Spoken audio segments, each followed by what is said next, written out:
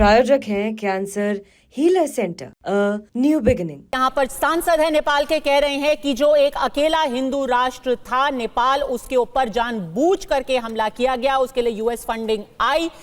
क्या वही कोशिश भारत के अंदर भी की गई है? डॉक्टर अजय आलोक मान भी ले कि इस तरीके की साजिश की गई, कांग्रेस पार्टी इसमें मिली हुई थी, ये कैसे मान ले आप? ये विपक्ष के ऊपर आप क्यों इल्जाम लगा रहे हैं कि विपक्ष की कोई साजिश हो सकती थी? वो तो अमेरिका का पैसा आया, किसने लिया कैसे पता? नहीं, बिल्कुल सही बात है। यहाँ पे आपको कनेक्टिंग द डॉट्स करने पड़ेंगे। यूएस एड का पैसा लगभग हिंदुस्तान में $3.5 बिलियन एवरेज आता था, जो अलग अलग मदों में जाता था और अलग अलग नामों से। जैसे ये काम करते थे गरीब बच्चों को पढ़ाने के लिए, ये काम करते थे मेडिकल सुविधा जनरेट करने के लिए, ये काम करते थे ट्राइबल्स में उनके अपलिफ्टमेंट के लिए, ये काम करते थे इलेक्टोरल अवेयरनेस जगाने के लिए, फलाना फलाना फलाना। यहाँ पे हिंदुस्तान में एक संस्था बहुत सक्रिय है जिसको कहते हैं कैरिटास। ये कैरिटास फाउंडेशन, इसका मेन काम है धर्मांतरण कराना। कैरिटास फाउंडेशन को साउथ ईस्ट एशिया में हेड करती थी सुसान डेबोस।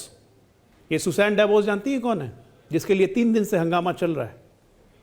ये उसी एलिजाबेथ कॉलमैन की भाभी हैं। जो एलिजाबेथ कॉलमैन कौन है? गौरव गोगोई की पत्नी। फंडिंग कहाँ से? और ये कैरिटास की ऑन रिकॉर्ड अमेरिकन सोर्सेस, ये टोटल फंडिंग यूएस एड से हो रही है। काम क्या है कैरिटास का? धर्म परिवर्तन। चाहे वो नेपाल हो, चाहे वो भारत हो, भारत के हिस्से हो, मैं नाम गिनवा रहा हूँ, झारखंड, बिहार, पश्चिम बंगाल, उड़ीसा, ये जितने ट्राइबल रीजन हैं, छत्तीसगढ़ के ट्राइबल रीजन हैं, ये सारा काम कैरिटास कर रहा है। ये पूरी यूएस एड की चेन अगर आप देखिए, एक और संस्था है जिसको हम लोग कहते हैं world economic forum.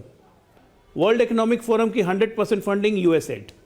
World economic forum के नेता कौन कौन है भाई, जिसको वर्ल्ड इकोनॉमिक फोरम रिकॉग्नाइज करता है विश्व पटल पे? गौरव गोगोई साहब, हमारे डिप्टी लीडर ऑफ अपोजिशन। ये इसका इलेक्शन कमीशन के साथ जब एग्रीमेंट हुआ तो उस वक्त मुख्य चुनाव आयुक्त कौन थे? एसवाई कुरैशी।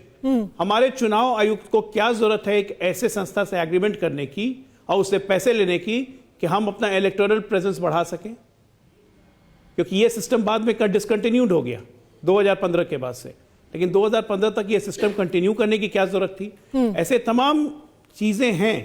आज महेश जेठमलानी ने बहुत अच्छा लिखा है कि चूंकि ये यूएस एड की जो हेड थी, ये 2024 तक हमारे यहाँ मौजूद थी, वीना रेड्डी अब वापस यूएस चले गई, वो यूएस सिटीजन है। और तत्कालीन और वर्तमान में जो भारत में अमेरिका के राजदूत हैं, उनसे पूछताछ नहीं की जा सकती है क्योंकि वो डिप्लोमेटिक इम्यूनिटी के तहत हैं यहाँ पे हिंदुस्तान में। तो हमारे फेडरल एजेंसीज को, हमारी एजेंसियों को पूरी छूट देनी चाहिए कि ये पूरा यूएस एड के अकाउंट के जहां जहां अकाउंट्स थे उसको फ्रीज करके इसके पूरे चैनल सर्च होने चाहिए कि पिछले 10 साल में कैसे कैसे किस किस मद में पैसे बटे हैं। वरुण पुरोहित, पानी का पानी हो जाएगा। ये जो मैं एक डायग्रामेटिक आपको रिप्रेजेंटेशन दे रहा हूं, ये जॉर्ज सोरोस से सारा लिंक करता हुआ एक एक डायग्रामेटिक रिप्रेजेंटेशन है। You have to connect the dots. और चूंकि स्ट्रेट अवे यूएस एडमिनिस्ट्रेशन ने इसको बंद किया है, एलोन मस्क ने बंद किया, ये कहते हुए कि हम अपना पैसा दूसरे कंट्री को डिस्टेबलाइज करने के लिए क्यों खर्च करें। ठीक है, नेपाल में क्यों खर्च कर रहे थे? नेपाल बहुत स्ट्रेटेजिक पॉइंट है।